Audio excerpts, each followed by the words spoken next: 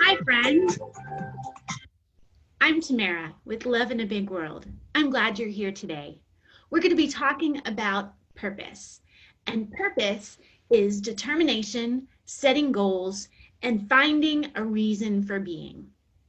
And during these days of quarantine, it can be hard for us to realize what our purpose is because we're stuck in the house all day and it just seems like we have the same old routine, day after day after day. But let me encourage you. You do have a future and you do have a hope. There are good things in store for you. I promise you that. And so you need to find out what your purpose is. What keeps you motivated? So, today we're going to start by reading a story called Ruby's Wish by Sharon Yim Bridges and illustrated by Sophie Blackall. Then we'll be discussing the story. I'll give you a journal prompt, and then I'll give you a few suggestions for activities that you can do today to help you discover your purpose. I love this story. I've been reading it for years to my kids, and I hope you'll enjoy it too.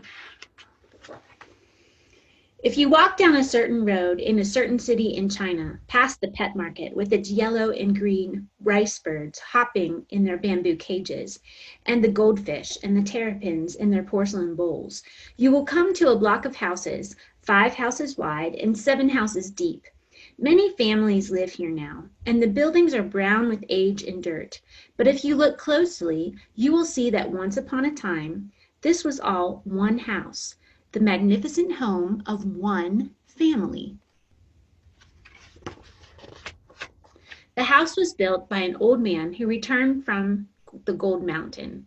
That was what the Chinese called California, when many men left to join the gold rush there, and few came back again. But as I said, this man did come back, and he came back very rich, and he did what rich men did in old China. He married many wives. His wives had many sons, and these sons also had many wives. So at one time, the house was filled with the shrieks and laughter of over 100 children. And you thought there were a lot of kids at your house, huh? Amongst these children was a little girl that everyone called Ruby because she loved the color red. It's my favorite color too. In China, red is the color of celebration. On New Year's Day, children receive red envelopes full of good luck money. Brides wear red on their wedding days, but Ruby insisted on wearing red every day. Even when her mother made her wear somber colors like all her other cousins, Ruby would tie up her jet black hair with red ribbons. Because he had so many grandchildren, Ruby's grandfather hired a teacher to come to the house. Any grandchild who wanted to learn could join the classes. This was unusual in China in those days, when most girls were never taught to read or write. Whenever the weather was fine, classes were held in the garden. The windows of Ruby's grandfather's office opened onto that garden. Often he would rise from his desk to gaze out of his windows at his grandchildren. One day, Ruby's grandfather looked down from his window to see the high white wall of the garden plastered with calligraphy. His grandchildren had been practicing their handwriting. Ruby's grandfather laughed to see that many had smudged ink on their hands and faces. Then he noticed a sheet that was more beautiful than the rest. Which of his grandchildren had produced such wonderful calligraphy? Down in the garden, the teacher was praising Ruby. Her ears were turning as bright red as her jacket. But if Ruby was doing as well as her boy cousins in her studies, she had to work much harder. When the boys had finished their studies for the day, they were free to play, but the girls had to learn about cooking and keeping house. In fact, as far as their mothers were concerned, these were the only things girls had to learn. One by one, the girls stopped going to classes, all except Ruby. She would catch up on her embroidery at night. Many nights her candle flickered long after everyone else had gone to bed. One day, the children were asked to write a poem. Ruby wrote, "Alas, bad luck to be born a girl, worse luck to be born into this house where only boys are cared for." Ruby's teacher was very impressed by the poem. He showed it to Ruby's grandfather. Ruby's grandfather was also impressed, but he was worried about what the poem said. He summoned Ruby to his office.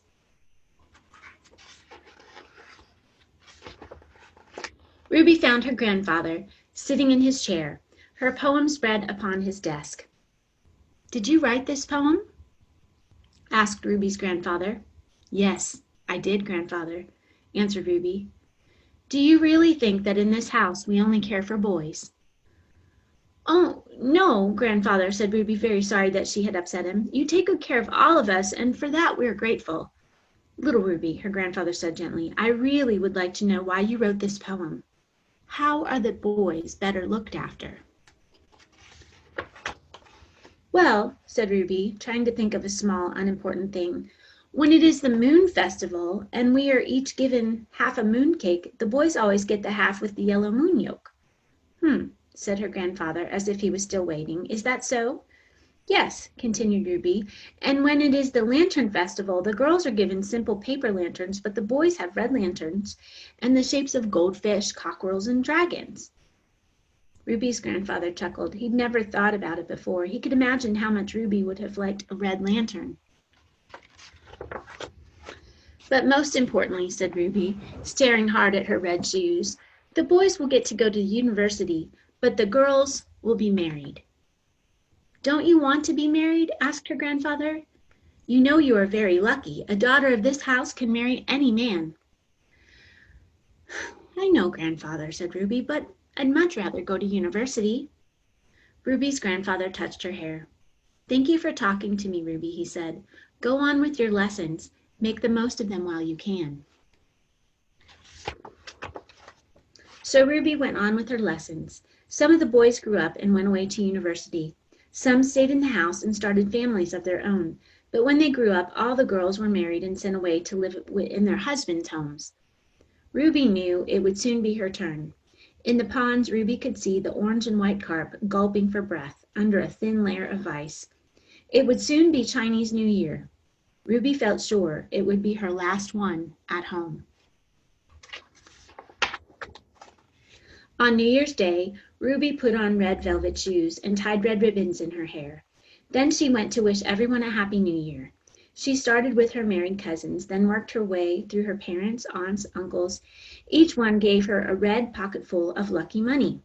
Finally, she bowed before her grandfather. "Good luck and prosperity, grandfather," she said. "Good luck, little Ruby," replied her grandfather, and he handed her a very fat red packet.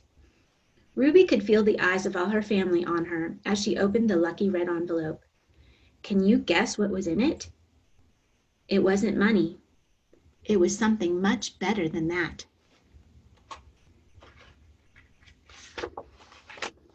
It was a letter from a university saying that they would be proud to accept Ruby as one of their very first female students. So that's how Ruby got her wish. It's a true story. And how do I know this? Well, Ruby is my grandmother, and every day she still wears a little red.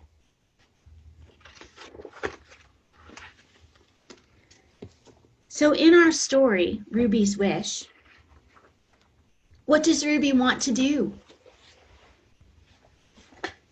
That's right, she wants to go to university. And why does this seem impossible? Because at that time in China, only the boys were allowed to go to university. What happens on Ruby's last New Year's Day? Something great. Her grandfather gives her a letter of acceptance from a university. Her wish comes true. Do you want to go to college? Why or why not? Even though you may be very young, it is never too early to think about what you want your life to be like. You can begin dreaming about what could be. You do have a purpose here on this planet. And it's a great treasure hunt to figure out what your purpose is. You have gifts and talents, abilities to share with all of us. We need you. You have a special role to play in this big world. Find your purpose, friends. And believe me, when you find your purpose, it will bring you great joy. And it will help you persevere through hard times, like what we're all going through right now. Did you know what my purpose is? My purpose is to be here for you. And it sure does bring me great joy. So it's time for us to journal. Be sure that you have some blank paper, maybe some crayons, pencils, markers. And with our journaling, you can use your words or you can draw a picture. Have you ever heard that saying, a picture is worth 1,000 words? Pictures can tell stories too. So I'm going to give you a question, and then I'll play a little bit of a song that you can listen to. I'm trying to find it for you right now. And you can listen to this song and write about your ideas. What do you want to be when you grow up? The time of the virus will not last forever. So what do you want to be when you grow up? Write or draw an answer to that question.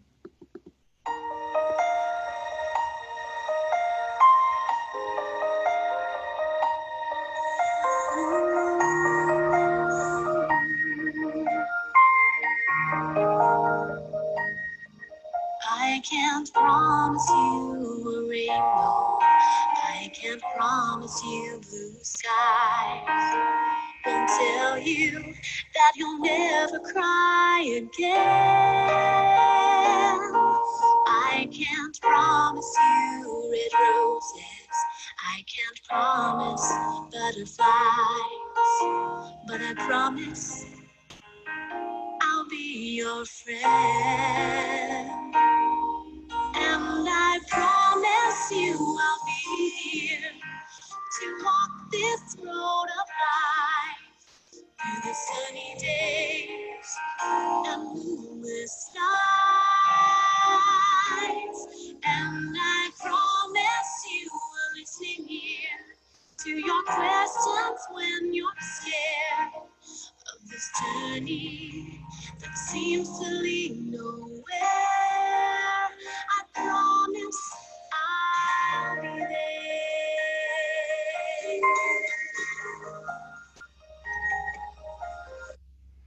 All right, friends. Here are some suggestions, things that you can do today to explore this idea of purpose, determination, setting goals, finding a reason for being.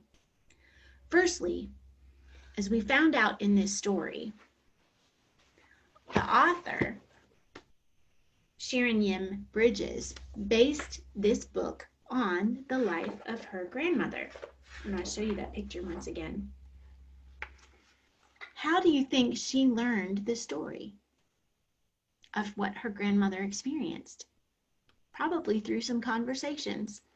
So one of the things I'd like you to do today is reach out to one of your grandparents and ask them about their story.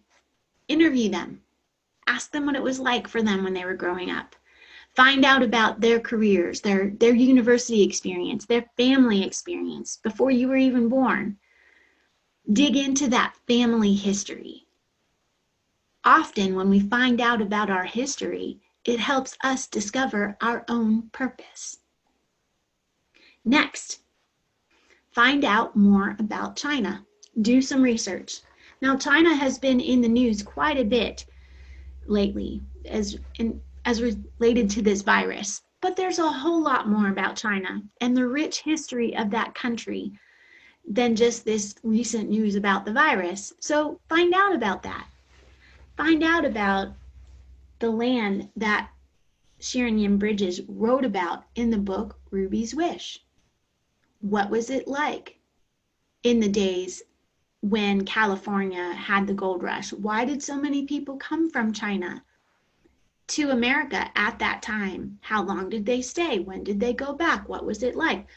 Dig into that, and you'll find a sense of purpose for those people. And often when we find out, again, as I mentioned just a moment ago, not only family history helps us uncover our purpose, but national history, just world history, helps us understand our own place in this big world.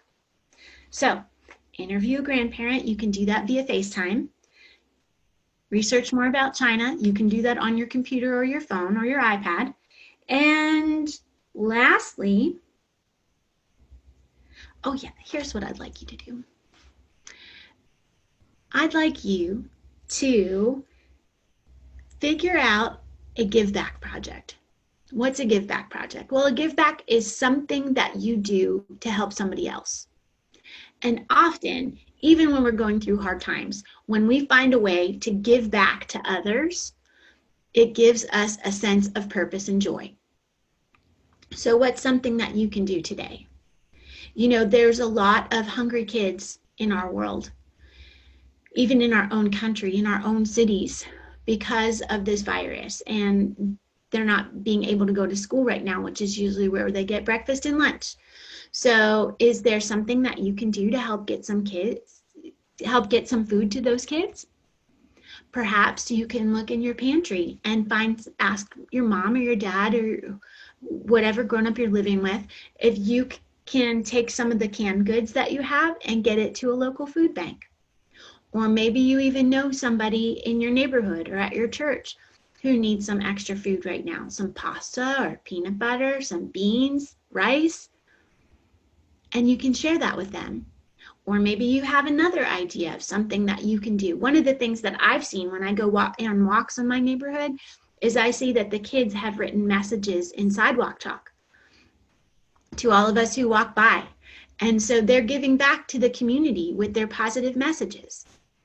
Be creative, but find a way that you can give back. That's something that all of us can find a sense of purpose and joy in. Remember, purpose is determination, setting goals, finding a reason for being. I'm so glad that you joined me today. And as always, we're going to dance our way out. So stand on up and show me your best dance moves. Please send your pictures of your projects, videos of your conversations, and I'd love to even see you dance. And also comment. I'd love to know where you're from. I'll see you next time. Remember, love conquers fear. So let's all choose to love in the big world. Got no reason to hide. You're the